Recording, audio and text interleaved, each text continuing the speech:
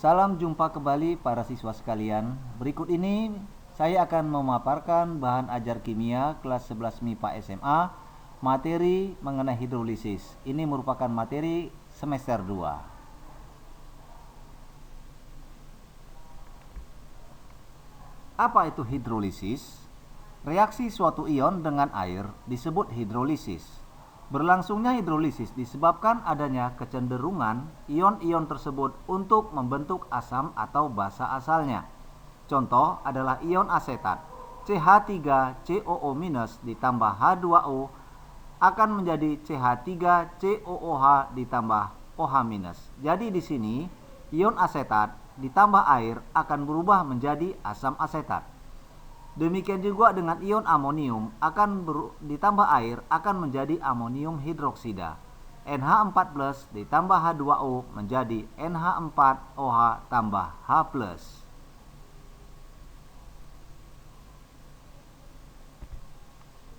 Ion-ion yang berasal dari asam kuat, misalnya Cl-, NO3-, dan SO4-, ini merupakan ion klorin, klorida, ion nitrat, dan ion sulfat, atau ion-ion yang berasal dari basa kuat, misalnya Na+, K+, dan Ca2+, itu tidak bereaksi dengan air atau tidak terjadi hidrolisis. Hal ini dikarenakan ion-ion tersebut tidak mempunyai kecenderungan untuk membentuk asam atau basa asalnya. Contoh, Na+ tambah H2O itu tidak akan terjadi reaksi hidrolisis. SO4 2- ditambah H2O juga tidak akan terjadi reaksi hidrolisis. Hidrolisis hanya dapat terjadi pada pelarutan senyawa garam yang terbentuk dari ion-ion asam lemah dan ion-ion basa lemah. Jadi di sini para siswa, kalian harus mengingat kembali apakah yang termasuk asam lemah dan yang manakah yang termasuk basa lemah. Jadi, garam yang bersifat netral dari asam kuat dan basa kuat tidak terjadi hidrolisis.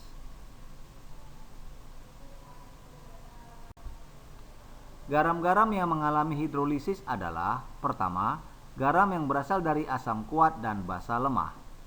2. Garam yang berasal dari asam lemah dan basa kuat. 3. Garam yang berasal dari asam lemah dan basa lemah. Sekarang kita akan memasuki materi hidrolisis garam dari asam lemah dan basa kuat.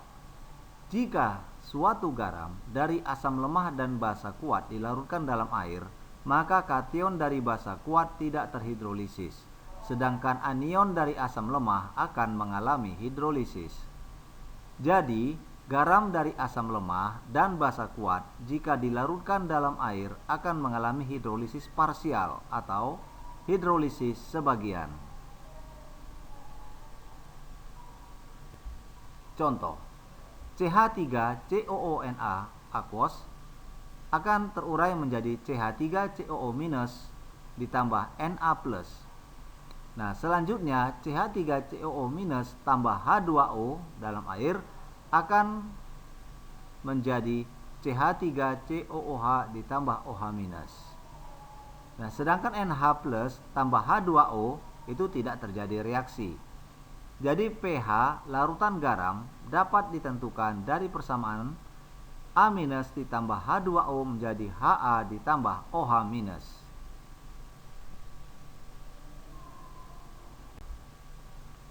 Berikut rumus untuk perhitungan hidrolisis adalah KH sama dengan KW per Ka. Jadi di sini karena dia basanya adalah basa kuat, maka dihitung konsentrasi OH- sama dengan akar KW dikali konsentrasi garamnya per Ka, di mana rumus POH itu sama dengan rumus sebelumnya, yaitu min log OH-.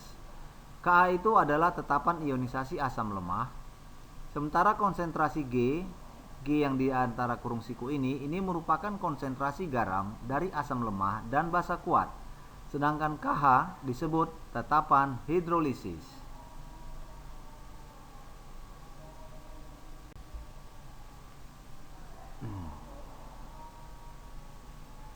Atau dengan kata lain, konsentrasi OH- sama dengan akar KW kali konsentrasi A- per Kb, atau konsentrasi OH- sama dengan akar Kw kali M per Kb, dengan M adalah konsentrasi anion.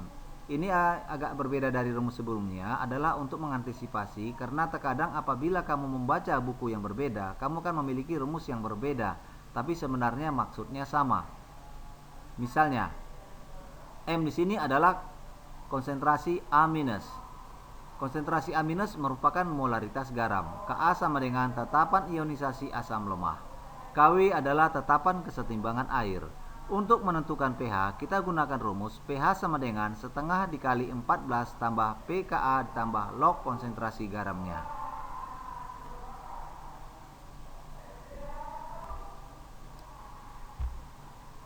Contoh berikutnya, tentukan pH garam natrium asetat. NaCH3COOH 0,1 molar dengan Ka sama dengan 10⁻⁵. Baik, untuk menjawab soal ini kita hitung dulu. Diketahui konsentrasi A-nya atau konsentrasi garamnya itu adalah 0,1 molar sama dengan 10⁻⁴, dengan tetapan asamnya adalah Ka sama dengan 10⁻⁵. Maka konsentrasi OH- sama dengan akar 10⁻⁴ per 10⁻⁵ dikali 10⁻⁻⁴. Sama dengan 10⁻⁵.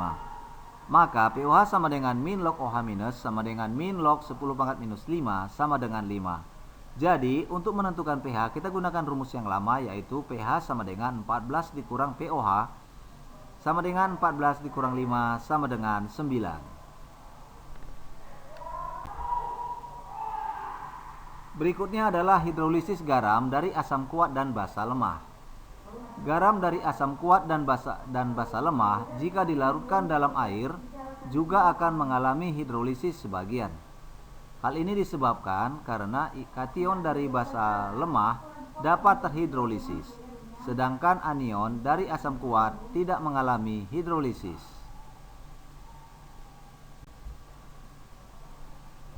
Jadi rumusnya adalah KH sama dengan konsentrasi B dikali H plus per konsentrasi BH plus. Dengan K adalah tetapan hidrolisis, konsentrasi B adalah molaritas ion dari garam yang terhidrolisis, konsentrasi H plus adalah molaritas ion H plus, konsentrasi BH plus adalah konsentrasi molaritas dari basa konjugasinya. Satuannya adalah molar. Jadi di sini konsentrasi H plus sama dengan akar Kw kali konsentrasi G per Kb, di mana konsentrasi G itu merupakan konsentrasi kation dari garamnya. Sehingga rumus pH sama dengan tetap min log H plus. Berikut contoh soal. Hitunglah pH dari larutan NH4Cl 0,01 molar dengan Kb NH4OH. Diketahui sama dengan 2 kali 10⁻⁵. Jawab. Konsentrasi H plus itu sama dengan akar Kw kali konsentrasi G per Kb, sama dengan akar 10⁻⁴ kali 10⁻⁴ per 2 kali 10⁻⁵. Maka hasilnya sama dengan 2,23 kali 10⁻⁶. Dengan demikian, rumus pH bisa dihitung dengan min log H plus sama dengan min log 2,23 kali 10⁻⁶.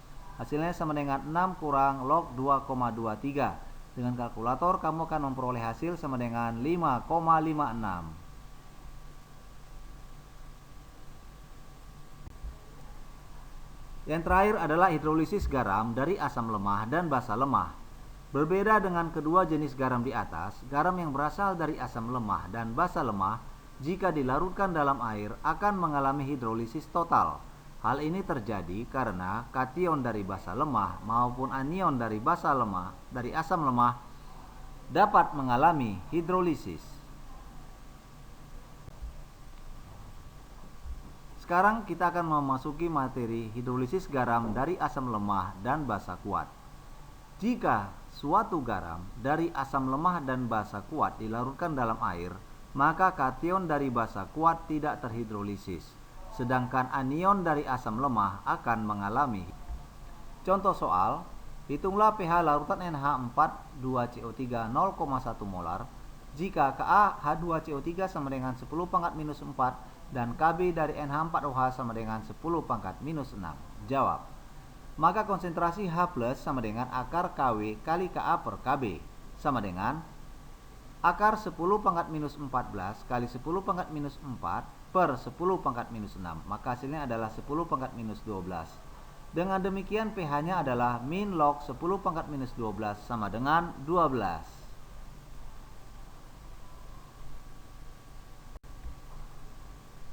Kekuatan asam dan basa bersangkutan ditentukan oleh harga Ka atau tetapan ionisasi asam lemah dan Kb tetapan ionisasi basa lemah.